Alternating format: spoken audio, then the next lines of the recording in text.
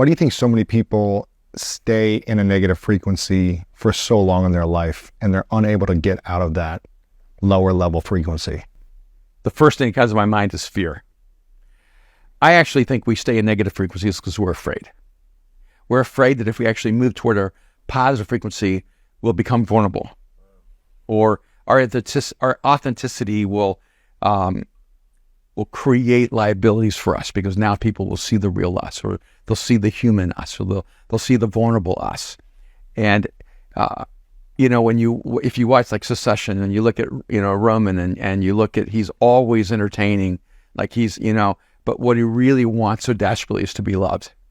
And with each one of those characters, you realize you get these moments of these glimpses into their brokenness, these glimpses into the humanity, the part of them so desperately wants to be seen and known, healed and loved. And they can't, because they always go back to their default mode. I think it takes incredible courage to step out of your shadow and move into your light. And I think it's true with every one of these frequencies.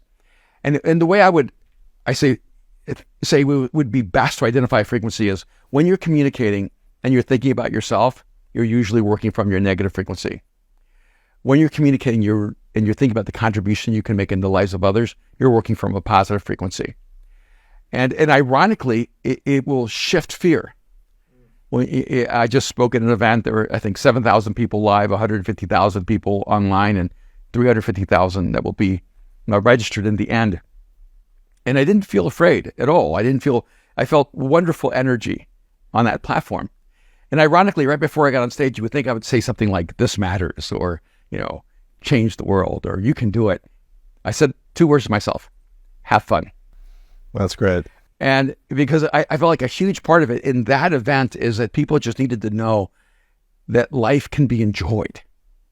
This is this huge business event. It's all these leadership principles. It's high management. It's all these CEOs, and there's a certain point where I'm wondering, do you wake up in the morning and love your life?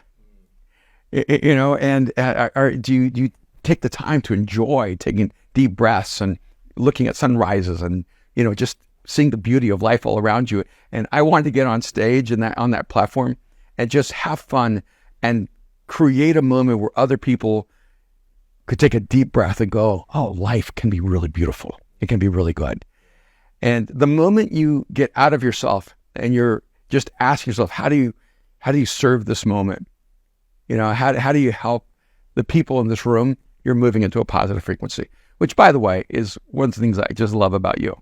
Yeah, I genuinely, I get to know you outside of this space, and I just know how much you care about people, how much good you want to do in the world, and how important it is for you to make a positive impact on the world while you're alive. Yeah, I appreciate it. Thank you.